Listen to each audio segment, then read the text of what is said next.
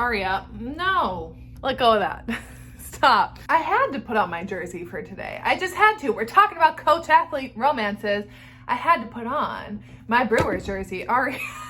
Okay. Coach athlete romance book recommendations today. I'm so excited. This is one of my favorite tropes, and I do not feel like there are enough books with this trope in it.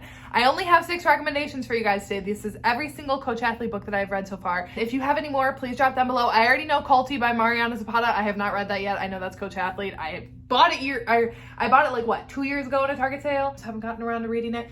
But here are the 6 other books that I have. But if you have any more coach athlete recommendations, leave them down below for all of us who love this trope. I love the angst, I love the tension, the forbiddenness of it. Obviously, it has all the good stuff. So, should I get this one out of the way, or should I wait until the end for the people who are sick of me talking about it? I feel like, you know what, let's knock it out of the way here. Y'all knew this was coming. My favorite coach athlete romance of all time, and the reason that I'm constantly chasing the high of this trope is because of this series right here, Off Balance by Lucia Franco. This series follows Rhea and Kova. It is between a gymnast and her coach. There's an age gap. Obviously, a lot of these do tend to have age gaps. I think maybe only one doesn't have like a age gap. Maybe 2 of them don't have like a smaller age gap. But otherwise, obviously, if it's a coach and an athlete, tend to have a bit of an age gap there. So Rhea and Kova. Rhea has dreams of going to the Olympics, and she wants to be an elite gymnast. And where she's at right now, where she's training, she's not getting that. And she knows that she needs to go and train with a coach and at a gym that is going to get her to that level.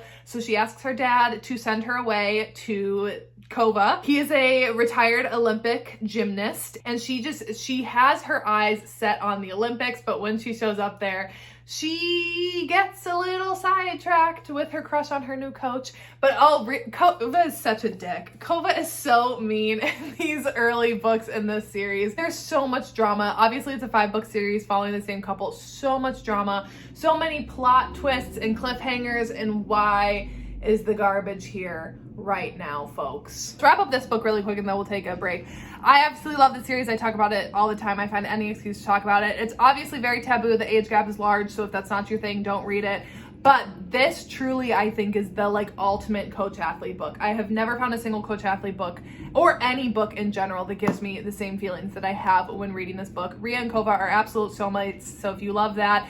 Also, their relationship does not overshadow the sports aspect of it. There's so much gymnastics content in here. You have so many times it meets at practice, at workouts, tons of sports knocked into this, which I love. I don't want to put the sports on the wayside when we're talking about someone training at this type of level. You get all of that great sports content in here while also getting a lot of fun, steamy, drama-filled times. Really, Rhea and Kova, their romantic relationship is great, but their relationship as coach athlete is just as strong. So absolutely love this. I'll shut up, and I'm gonna pause while the garbage is here. So let's jump back in. Okay, next up is the most recent one that I've read, and that is Coach Me by Shanora Williams. So this one follows Amber and Torres. So Amber is known as the fastest runner on whatever coast, fastest runner on the East Coast or something. She's a really, really talented runner in track. She's heading off for her freshman year of college. She has a full ride to this university, an Ivy League school.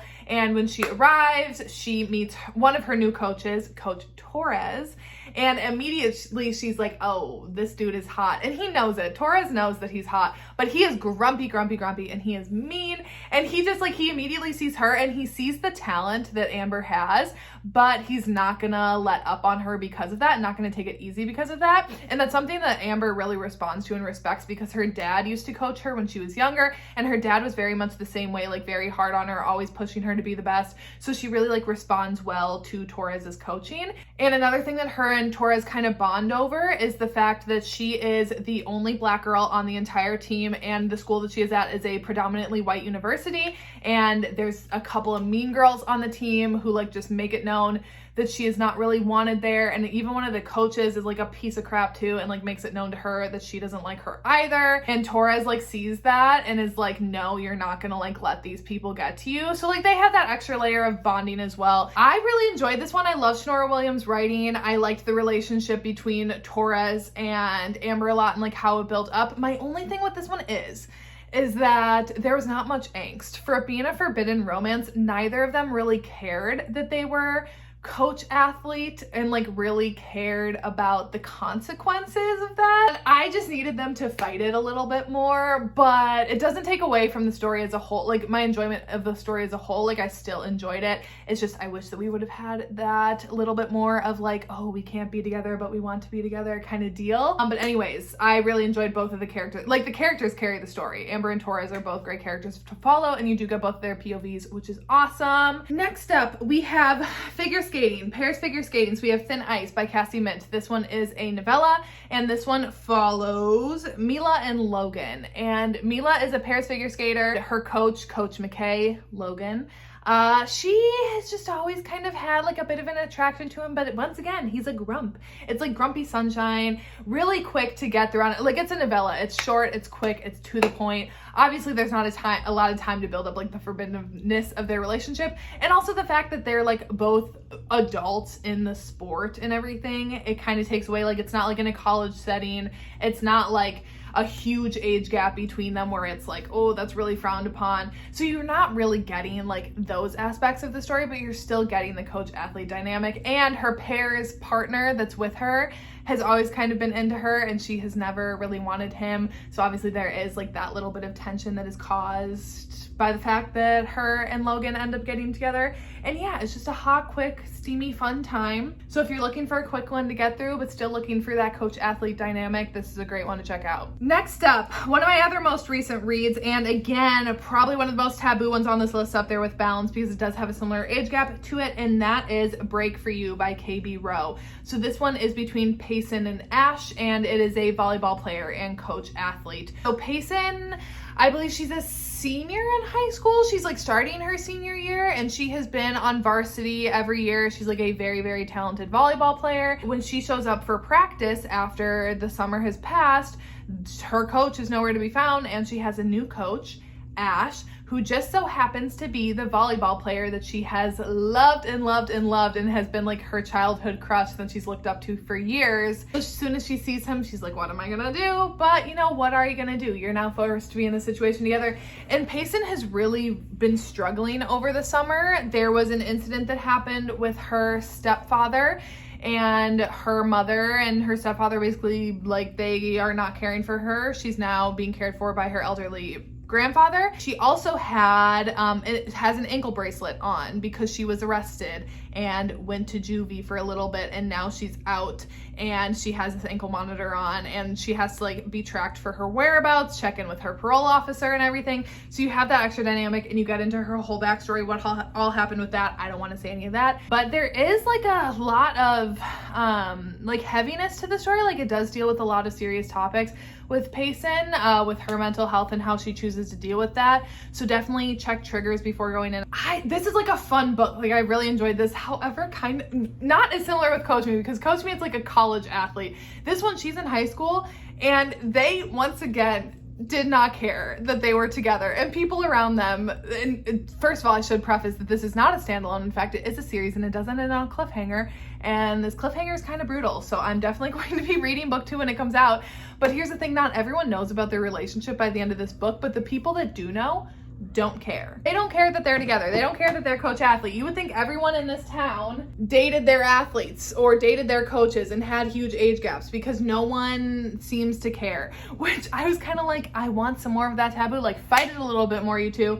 But I did still like them together. I like their coach athlete dynamic as much as their like romantic dynamic in this. Now we got soccer. We have Scoring Wilder by R.S. Gray. So this one follows Kinsley and Liam, and Kinsley is a college soccer player, and she shows up to practice, and again, I'm pretty sure she shows up and is surprised once again by her new coach, and that is Liam Wilder, who is kind of like the bad boy of soccer right now, and he's needing to kind of needing to kind of clean up his image a little bit. Stop, don't chew that. Because of that, he's like assigned to help assistant coach the girls soccer team, the college girls soccer team. But here's the thing, this one does not really have much of an age gap because Liam is not significantly older. Is he only like a few years older than them?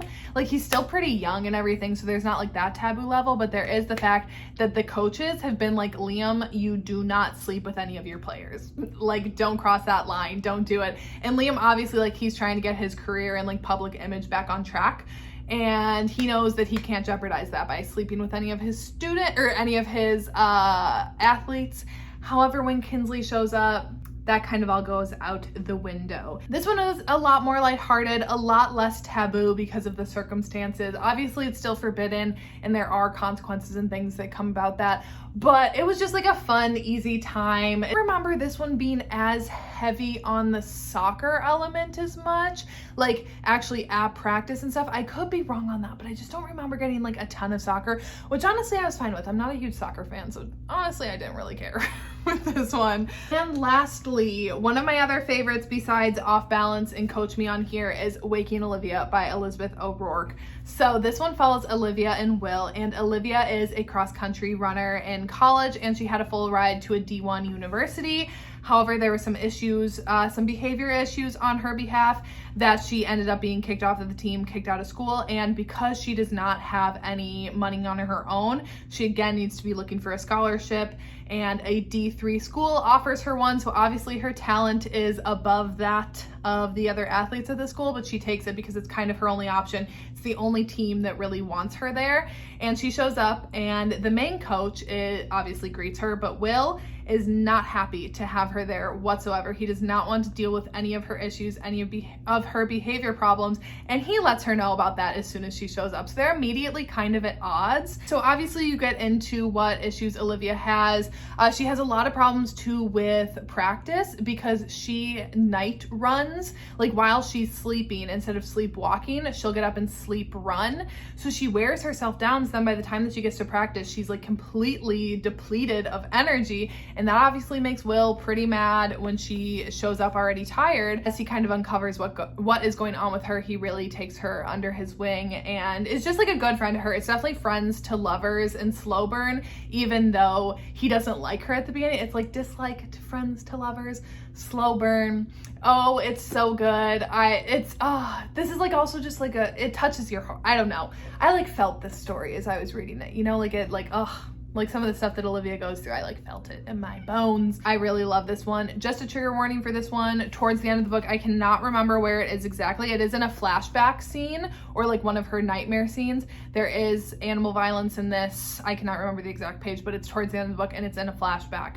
So just be aware of that going in here. All right, like I said, this is like a little bit quicker because like I said, I literally only have these 6 coach athlete romance books, but please, let me know down below what more you have for me. Leave some recommendations. And yeah, that is it for today, and I will see you when I see ya.